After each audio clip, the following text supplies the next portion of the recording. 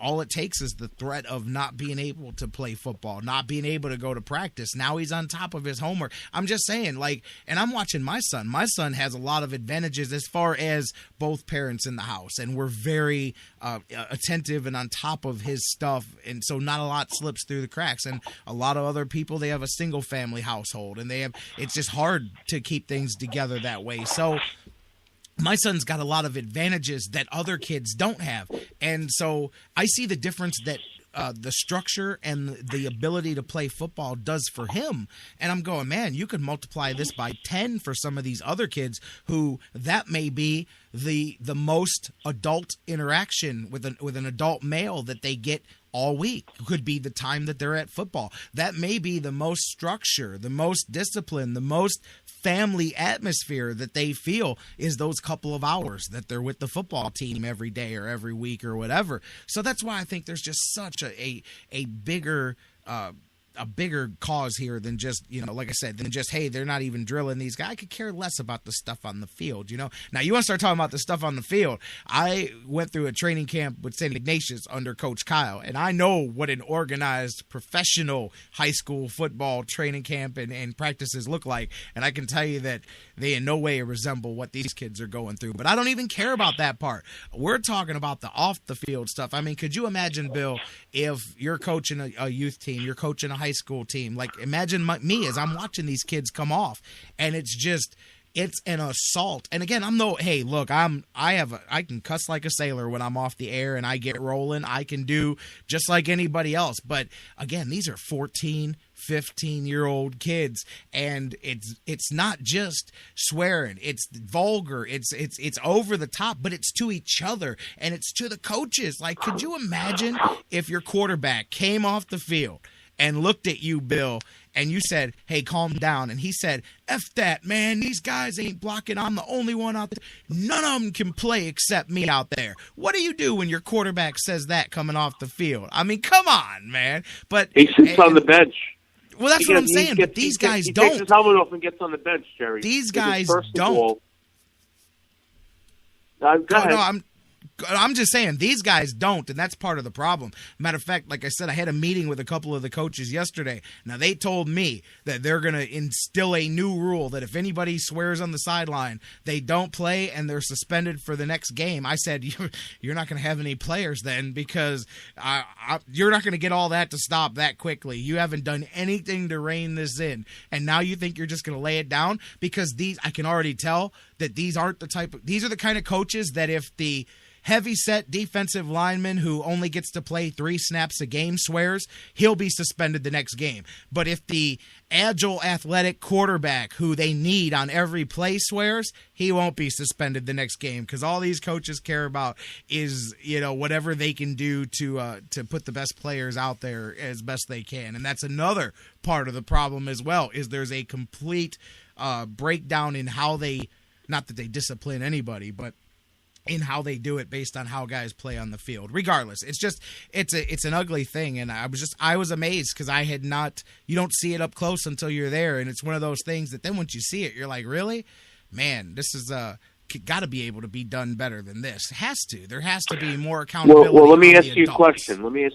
Does the school have an athletic director or an assistant principal? Well, we're talking Cleveland Public Schools system. Program? And I can tell you the biggest problem. The biggest problem is that it's Cleveland Public Schools, and it's union jobs. Okay. And half of these guys aren't coaches. They're teachers that might know a little bit about football, so they make an extra $15,000 a year by being a coach on the football team or whatever. That's a lot of money. What I mean? I never made I'm that making much that up. I don't know if that's how much. I'm making that up. I just made a dollar amount up. I don't know what they get paid. Okay. But right. Point is they're teachers who in order to justify their salary, they take on a second job as a coach of one of these teams. So, that's part of it, is that they can't be fired. They can't be there's really no expectations, because there's unions and there's all of that other stuff. So it's hard. It's a difficult situation. It's a school system in disarray.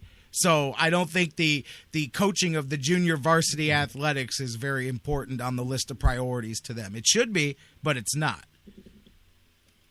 Yeah, I could tell. That's what you're dealing with. See, we coached when I was teaching in New York City. at the high school level, we coached both the JV and the varsity. So, you had to do both. And I was the defensive coordinator of the JV, and I was the defensive coordinator of the varsity, and I was the special teams coach for the varsity. And when we had a varsity program, the second and third years before I left the school. And, a lot of it had to do with the fact that the community wanted it and the principal didn't. The principal wasn't a nice guy to begin with, and he didn't like me because I opened my mouth because I fucked the system, and I wasn't a young teacher. I was a veteran, and I had been a union rep. Not that I used the union to hide behind either. I wore my heart on my sleeve for the kids, and my colleagues knew that, and a lot of them gave me a lot of good support as both an educator and a coach, and I had a lot of people behind me helping me out. I had an athletic director who was really, really a nice gal who wanted to see it done, and she didn't have the skill to do it herself. She loved sports, and that's why she was a phys ed teacher, an athletic director. But you have to have the people behind you that are positive. And when I got to the college level, and I was still teaching, and that was a miracle that I even got that job. It was because I was doing postgraduate work, and the head coach was also the athletic director in a small school on Long Island, and needed somebody to come in and fill a spot. And a friend of mine happened to mention to him that I was a grad student at the school, and that's how I got the interview. And I was like, I don't know how I got the job, but I got the job, and I got lucky in that respect. And the next one I got on my own merit, which was good, and I got into an Ivy League school, and that was a lot of fun for the 2.5 years I was there. But things, time moves on, and you have to do different things. What I will tell people about coaching, and especially when parents talk to me, and I still do coaching consulting now, and that's what's been, keeping me busy this year, besides trying to finish the book on time, J-Rock, is that, when I talk to parents now and they talk about, well, why does this kid not play, and why does that kid play so much? I said, because that kid has the attitude that the head coach wants, and you may not always agree with it, but this is not, when you get to Class 5A, high school football, this is about the best guys who can play, who also have the best attitude and the best work ethic get to play. Because those are the kids that are going to go and get to college to play. Whether or not they get to professional level, whether it's NFL or Arena League or whatever, is a different story. We're talking about kids trying to go from high school to college. And when you're trying to teach discipline that the kids need to play at a higher level above high school, when you get to college, vulgarity doesn't have a place in it. It never has for me. Any kid that ever swore at a teammate or a coach in my presence was either benched, and if he did it repeatedly, he was off the team. And I have gone to head coaches and said, if you don't sit this guy down, you're going to have a mutiny, because the other kids are going to see that they can get away with it because this guy gets away with it. That's what I watch. That's how you put a stop to it.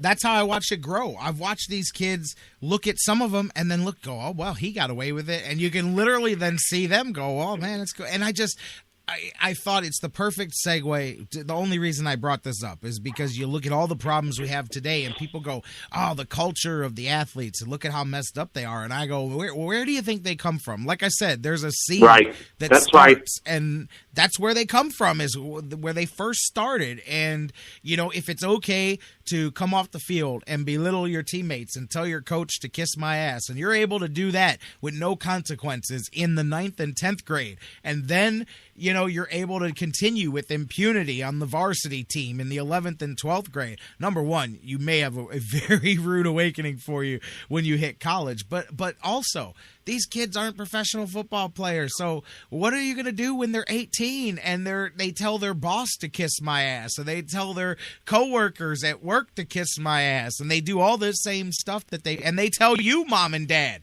to kiss my ass. Now you know where it's coming from, And so that's that's all this messed up culture comes from. That's the difference, because my father was a youth football coach, but my father was also a federal law enforcer and a career Army man. So one thing I never did was talk back to my father, even though he was 4 inches shorter than me, and he made both the Army and the path. Okay, you never talk back to my old man, because the 3 times in my life I did something wrong that I got hit for it, I remembered it for the rest of my life.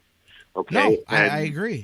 My father was a tough guy, but he didn't take any garbage. You knew about it. And I was never rude to my old man because, I was always under the threat of, if I came home with less than an 85 on my report card, my summer camp wasn't going to be in Rockland County in upstate New York. It was going to be in Germany digging ditches for NATO. So, hey, this coach of my son's, he got mad at me the other day because I wouldn't let him take my son to the varsity game because I found out that my son had not done a few homework assignments. And so the coach says, have your husband call me, So I call him up. What's up, man? And he's like, I want to talk to you about Jerry. Really want to take him to the varsity game. I said, well, I said no, right? He goes, yeah, man, I was hoping that, maybe, we could talk about this. What's the problem? I said, problem is he's not doing his homework. He said, I didn't know about that. I said, well, I thought they have to give you an eligibility card every week. He said, they do. We've got high standards. I said, well, how come you didn't know that he hasn't been turning in his assignments? Well, I got a lot of kids and been busy and I'm sorry I haven't been on it. And I said, that's my point, is that you haven't been on it. I said, not only is he not going on Friday, but every week I'm going to send my own eligibility cards around. And if he's not doing his homework, he won't be playing for you. He's still going to practice for you because I'm not going to let him get away with not working out and not doing that. I'll make him practice. I'll make him run. He can do all the grunt work. And then on the sidelines, he'll be sitting there during the games. Coach said, really? I really think Jerry can play, and I'm thinking of playing him next year on the varsity. I said, well, then I guess it's up to you to make sure he gets his homework done then, because ask him every day if he's doing what he needs to do, because if it's not important to you, then he's not going to play for you, because it is important to me. And, he did not like that. And I'm thinking, you're nuts, dude. You think I'm going to let him monkey around with junior varsity football over getting his work done? But your job should be, yes, sir, Mr. Myers, I'm going to make sure. But he tried to say, well, I need him. I said, well, then you need, obviously, to be on top of his classwork if you need him to play, because now, clear as day, that I'm not going to let him play if I don't like what's going on. I will not let him play, and there's nothing you can do about it. So, but he got a little irked that I tried to tell him my son could practice and not play. He goes, well, who does that? I said, his name is Jerry Myers. As long as he's not doing his homework, that's who does that. Well, did you tell him that you're not just some, you're not just some parent who doesn't understand that you I don't work care. on the I'm side just of the saying. business and you played sports? Well, it's not just that. That would make him stand up a little bit, this coach. He just is not used to a parent saying that. Like, he could not understand the concept of, I'll let my son practice, but he just won't play in the games. And he's like, well, why would you do that? Well, because I'm not going to let him sit on the couch. What, because he stopped doing his homework, or he didn't do his assignments, or he talked back to his teacher? No. He's going to go to practice every day. He's going to be in the mud and the muck, and he's going to come home feeling sore, but he's never going to get the glory of playing in a game. He won't get to do the fun part of playing football. This guy's not a dedicated teacher. Forget about being a coach. He's not. This guy's not a dedicated teacher.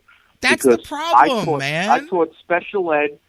For 25 years. I was a special ed assistant dean my last 6 years of my career, and every sports team I coached, regular ed or special ed, I was involved in every single kid's life, and I made sure that their homework was done and that they did what they had to do outside of school to remain good citizens. And I had a kid, right? And it's a short story, but I had a kid who came to me once and he said, Coach, I really need to talk to you about something, and it has nothing to do with football. And I said, sure, man, come on in.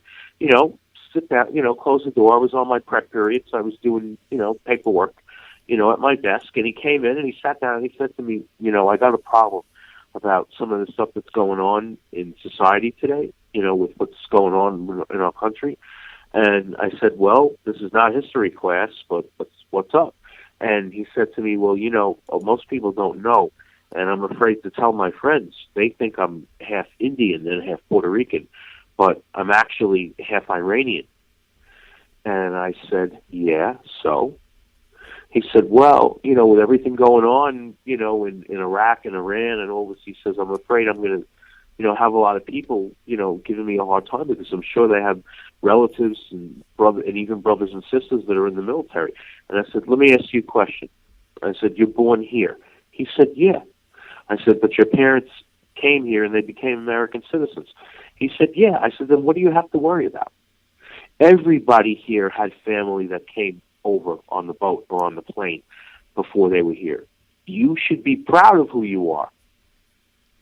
And he never looked at it like that. He never knew. And this was a smart kid, Jerry. And not only was he my best running back in